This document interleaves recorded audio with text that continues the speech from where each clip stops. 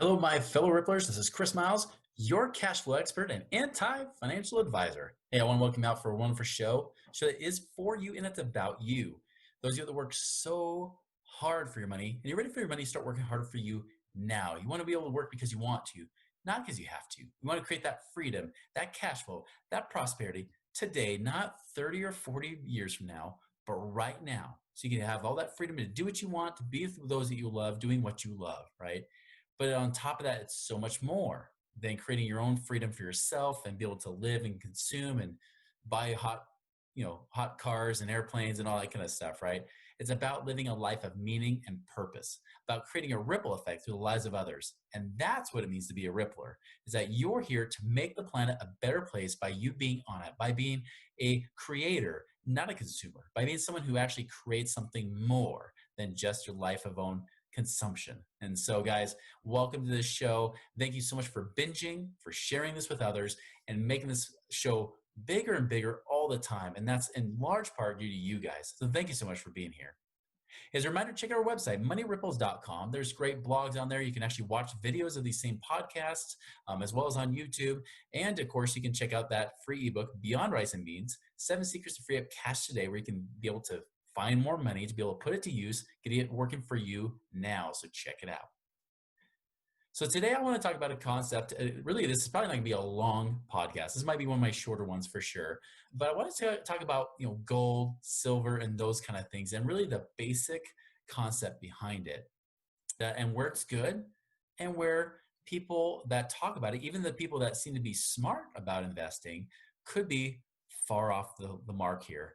So, I actually just saw a video recently with my wife. She showed it to me where Kiyosaki, in an interview last May, he said, "Hey, you know what? Right now, I think buying gold, silver, oil, that kind of stuff is great. Buying real assets, which I 100% agree with. I think you should buy real assets, not the paper versions of them, right?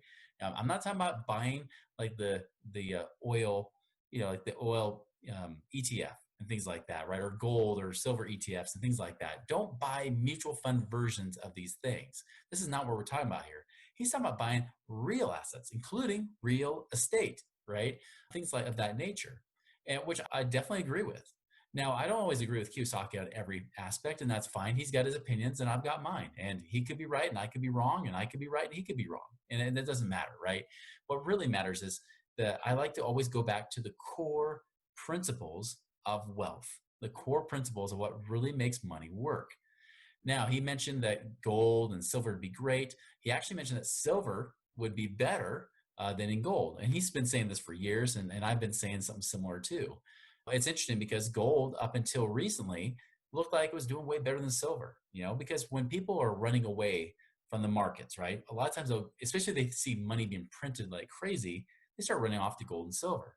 And I've had clients ask me this. They've been asking me this for months. They're like, Chris, with all this money being printed by the feds and allowing the government to start pumping cash out to the people, do you think gold and silver is the place to be?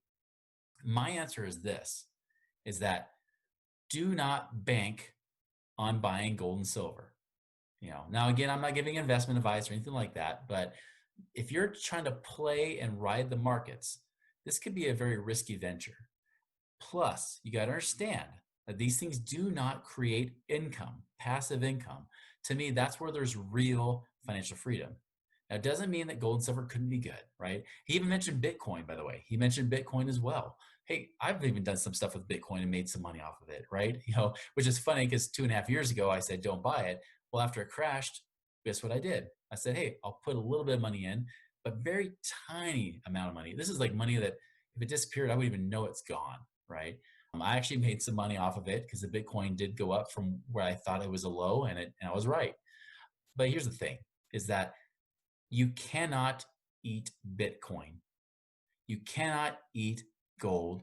You cannot eat silver. You can't even eat a property for that matter, although at least the income coming off of it can help. The truth is that you can only eat food, right? And this is the key thing I want to focus on, because so many people think, oh, gold and silver, that's the place to be, especially as a good hedge. I totally agree. When I buy gold and silver, I actually look at it as an inflation hedge. I look at it as Jerome Powell insurance, right? When the feds keep printing more and more money, I look at it as like an insurance policy. I buy as a protection against me. Now I'm going to put all my money there? No way. No way. This is like a small, teeny piece of my portfolio. Really, it's actually a piece of my savings. If you remember, I just a few weeks back did a show called How to Diversify Your Savings, right? I mentioned gold and silver a little bit there. I do diversify and put a tiny amount of that money in gold and silver as an inflation hedge in case the dollars gets wasted. Now I've got my life insurance that also does do well as in addition to that. So I'm not so worried about all of my money becoming worthless, right?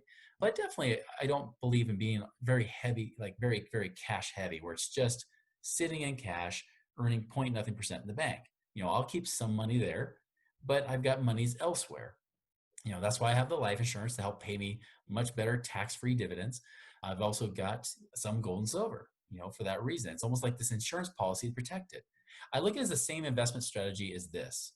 If you guys know who Mark Cuban is, he was on the TV show Shark Tank, or still is, I should say, owner of the Dallas Mavericks, very outspoken guy.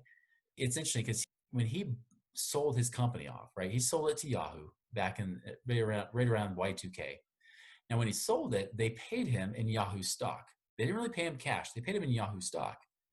Now, 2005 comes around, Google hits the scene, right? Google starts becoming the big monster of choice where Yahoo just disappears into nothingness a little bit.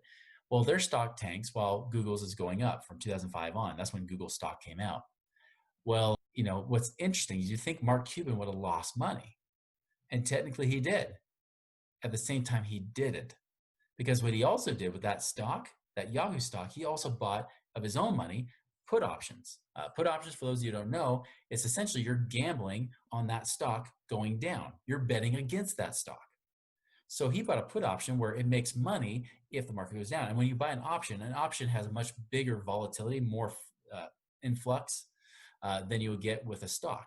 So if the stock goes up, then the put option goes down big time. If the stock goes down, then the put option goes up big time. So you make money when the stock drops. And this is something I taught even when I was teaching people how to trade stocks and options is, hey, buy a put option against the stock to protect yourself. So it's kind of this married put strategy. Well, that's what he did. He did a married put. He bought the stock, or he had the stock ownership, and he bought the put option against it. So when Yahoo tanked, his put option made a lot more money, or at least pretty good, close to the amount of money he was losing in the Yahoo stock, which allowed him to have more cash. It allowed him to still have money there. That is exactly how I see gold and silver. Gold and silver is the same thing. Essentially, when the dollar is tanking, when it's losing value, usually, not all the time, gold and silver goes up in value, right? Well, because people go fleeing to those areas to go buy more, and that drives the price up. Well, cool. When it does that, that means the price of your cash goes up, essentially, right? Again, I don't like to be heavy in those metals because the truth is you can't eat it. There's no real utility. Without the ability to exchange it, it doesn't matter. So I'm thinking like doomsday, right? Okay, so I always like to go to the doomsday part because I want to expect the best but prepare for the worst.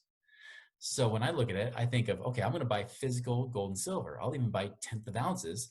That's easier to trade. Because we ever got to the point where the dollar, say worst case, collapses. No one wants to even use the dollar anymore, but gold and silver still has intrinsic value, which over history it has. Great, I can use it to exchange. Here's a key point though. What happens if people are starving? And we saw this when COVID first started. Remember the toilet paper shortage? It didn't matter how much gold and silver you had, you couldn't buy toilet paper because it wasn't there, right? This is true even with like certain meats. I mean, we couldn't even find chicken, like the type of chicken we buy, it was gone out of all the grocery stores. Well, what do you do then? See, understand that just because you have money or just because you have gold, silver, Bitcoin, doesn't matter. Just because you have those things doesn't mean you'll get the very necessities of life. And this is what I mean by you cannot eat gold. You can't eat this stuff. Now, I'm not saying you don't have it. I'm not saying it's not a good inflation hedge, but I'm not buying it as like the way to bank and essentially have my own money. Even Bitcoin, I'm not even using that as a way to exchange money digitally. The truth is, by the way, the US is probably going to create their own digital currency in the next few years anyways. That's why they're hiring, that's why they're recruiting people out of these, type of digital currency companies to help them do this. Like it's already written on the wall. You can already kind of see it happening. We're going to go to digital currency at some point anyways. We got a coin shortage for that matter. I mean, come on. How do we get a coin shortage? Seriously. So there's something going on, right? This is why, again, I don't trust on just banking on things. Things don't matter. It's about what you can exchange it for. If I were to give you any good investment advice, and I don't say this often, if I'm saying you're going to invest in anything, buy food. Buy food that can be sustainable. You might even buy food that could be considered a luxury. My wife even talked about buying chocolate. She'd have stores of chocolate saying, hey, you know what? People, if they're at the point where they're starving, chocolate could be like a delicacy at that point, which is true. you know so okay, cool. I'm not saying you buy chocolate. I'm just saying, if anything, guys, make sure that as part of your reserves, right, not just your investments but part of your reserves, gold and silver is fine or whatever, if you want to have a little inflation hedge on your money.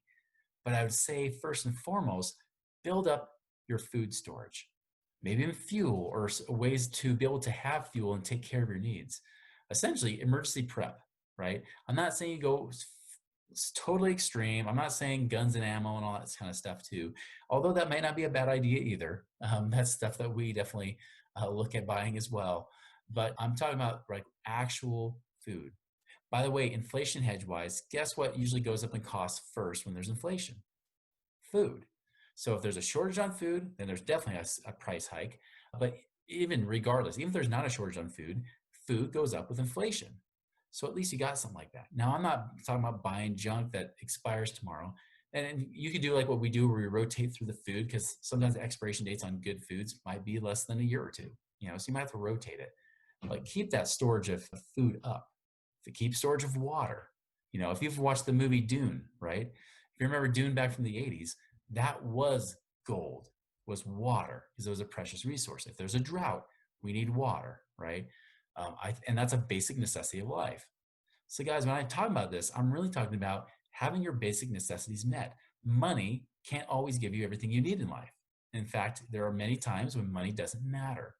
People, if they can't eat gold, or they can't drink silver, by the way, you can't drink silver, but even if you can't have those things, you cannot survive. People will go for their basic necessities. Make sure that's there first. Make sure you have your basic necessities. Don't go hoarding. And I'm not saying like just stuff your house full and then you can't walk through it. Do everything with proper wisdom and order, right? But I'm telling you, if you're looking for a good investment to invest in, great, buy a little gold and silver if you want, but go towards food and water first. Go for those basic necessities first. Because if anything happens, power goes out and you can't get to the ATMs, hey, people may not be using gold and silver. They may not care. You want to go for something that people value. And necessities of life are part of that value. So anyways, guys, that's kind of my thing here today. That's something that's been on my mind for months. I've been wanting to share with you guys. But, hey, it's always good to play a good offense, but make sure you have a good defense too, right? And no team can win with only a good offense, or not win easily with a good offense. You got to have both. When you've got both, you have peace of mind, you have security, and you have confidence. And when you have that confidence, you move forward differently, you make better financial decisions, and you make more money. It's just like love begets love, hate begets hate. Well, money begets money. When you have those things in place, when you have confidence in place, more will come, more security will come, and everything that you need is there. So guys, I hope you make it a wonderful and prosperous week, and we'll see you later.